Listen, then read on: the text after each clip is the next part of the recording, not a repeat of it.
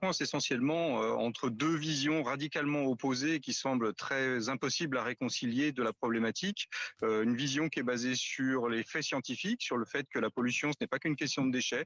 La pollution, elle est intrinsèquement liée à la production de plastique. Elle est dès l'origine de l'extraction pétrolière qui contribue aux émissions de gaz à effet de serre, à hauteur déjà de 4 à 5% aujourd'hui et qui pourrait monter jusqu'à 15% dans quelques temps.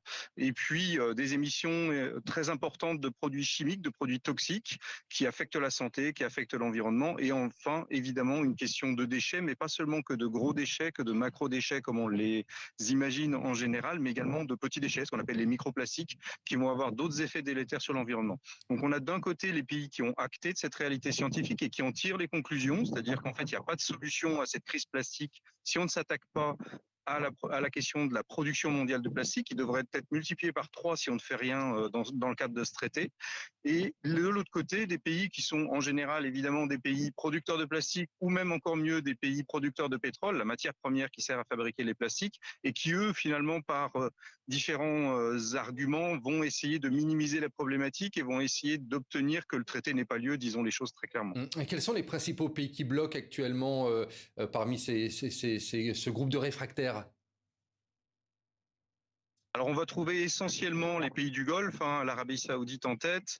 On va trouver également l'Iran, on va trouver l'Irak, on va trouver des pays producteurs comme l'Inde qui sont très très vocaux sur ce truc-là, sur cette position là. Et puis on va trouver également la Russie et les États-Unis qui font obstruction aussi assez fortement.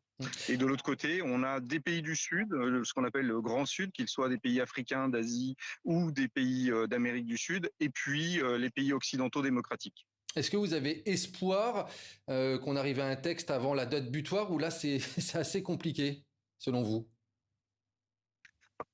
On ne va pas se mentir, ça va être compliqué. Il nous reste une trentaine d'heures pour arriver à un texte en partant d'un brouillon qui a été très massivement rejeté, un brouillon que personne n'arrive à comprendre, que le président de séance ait pu le proposer tellement il est antinomique par rapport aux propositions des pays ambitieux.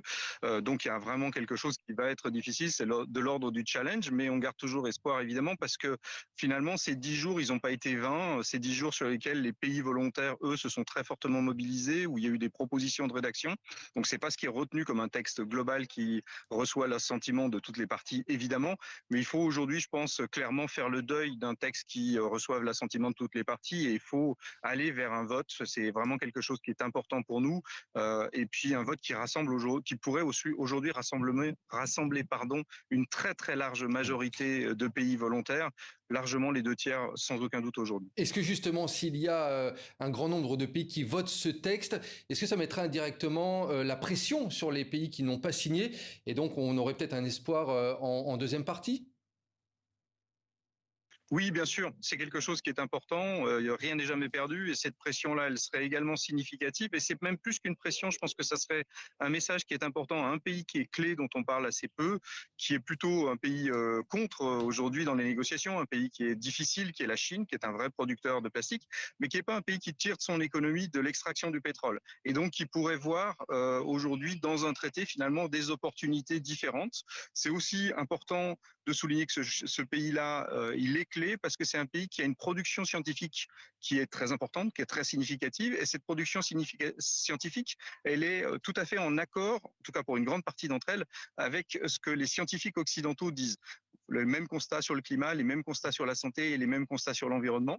Et donc, c'est quelque chose qui pourrait effectivement, s'il y avait un grand mouvement de fond, je pense que la Chine aurait du mal à se positionnée comme le pays qui fait échouer le traité, et bien au contraire, elle aurait tout à gagner à montrer ce qu'elle ne cesse de dire, qu'elle a à cœur, on va dire, cette forme de gouvernance internationale qui est très Merci. très importante aujourd'hui dans un temps où tout est assez bousculé par des conflits et d'autres réalités géopolitiques. Merci beaucoup Henri Bourgeois-Costa et puis on vous laisse aller travailler puisque je crois que vous avez une plénière dans quelques minutes. Merci beaucoup en tout cas d'avoir été notre invité sur TV5 Monde.